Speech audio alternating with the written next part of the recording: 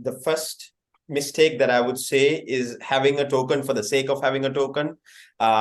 People are just using tokens as a means of fundraising, but not actually looking into the utility.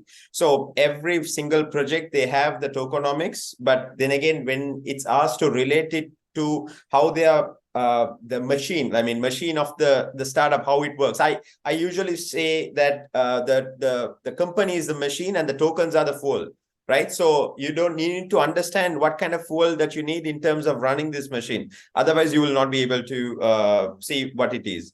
And another mistake is that they kind of are okay to adjust the tokenomics with the investor. They are very flexible. We can adjust it, the tokenomics, no problem. You tell us what to do and we will do it. So just because they are giving you funds doesn't mean that you need to do it. You need to have a strong hold on what your structure of the tokenomics. Then you need to justify the VC saying that, hey, this is why we have a vesting schedule. This is why our allocation is like that.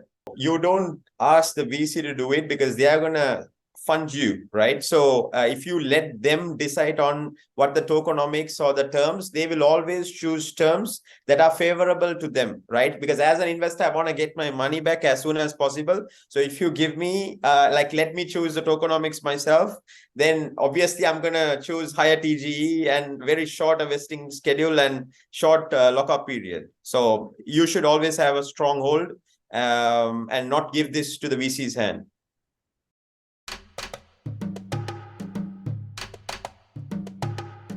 First step is that you need to get your tokenomics right, because if you get your tokenomics right, because you're going to put it on your white paper and you're going to put it out to the community. It's not the VCs that you're just going to convince. It's a community, your retail investors, your believers, your stakeholders, any person who wants to interact. It's really open information, right? So they will go through it. They'll understand if it makes sense, if everything is on point, there is no loopholes or there is no any other ways, like, something happened with Luna or anything like that, right? So when it comes to, so this is the first step. And the second step is the hype. So hype is really important. Even if you have only the tokenomics, it's not enough. It might help you to kind of put yourself out there. But in order for your token to be successful, hype is something really important. And if you really don't know how exactly to market your token and to kind of put it out there, get a bunch of believers on your token, on your project, to communicate this message out there, and them making sure to pass this message to others as well. Not just them receiving, but it's amplifying within the community. So every single community member becomes a foot soldier of your project, and they start promoting the token to the rest of the market out there.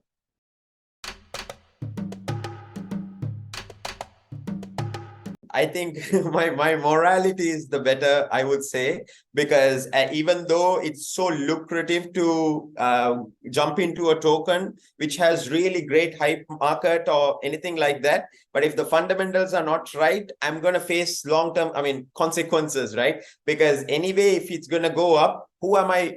Even if you're saying that you're going to dump on the retail investor, and if the tokenomics is not good, then you have a moral responsibility as someone on the Web3 to take wise decision that would not affect the overall market and be sustainable.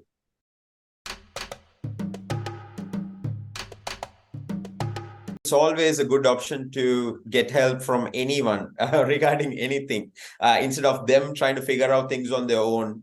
But fundamentally, they need to understand what is this tokenomics.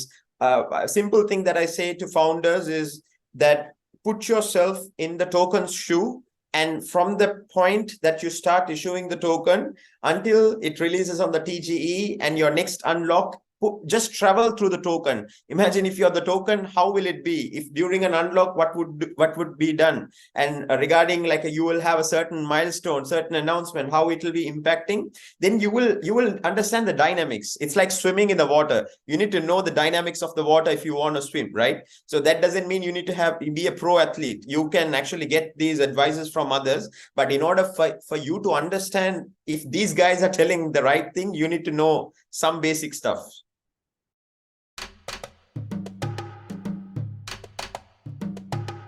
I have searched the internet and I have seen a lot of projects. It's still everyone's trying to kind of figure out here and there. But one thing that I can say is go to the InnMind platform on knowledge base that we have, a tokenomics simulator. I would say it's a template / a simulator where you can actually, like, already every single thing that you need in terms of simulating this token economic model, it's already present. All you need to do is fill in the blanks, and then you can understand like how the impact is and what kind of unlocks and things like that. I think that's a really great tool that you guys can use for a start off.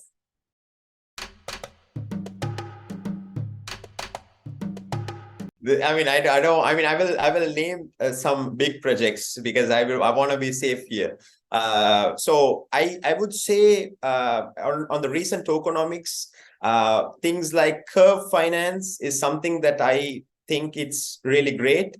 And also, like, when it comes to worse projects, I would say Luna is a really, really good example because they had a death spiral in their tokenomics, which nobody noticed in the beginning. And later on is what actually that it led to a destruction that we never seen before.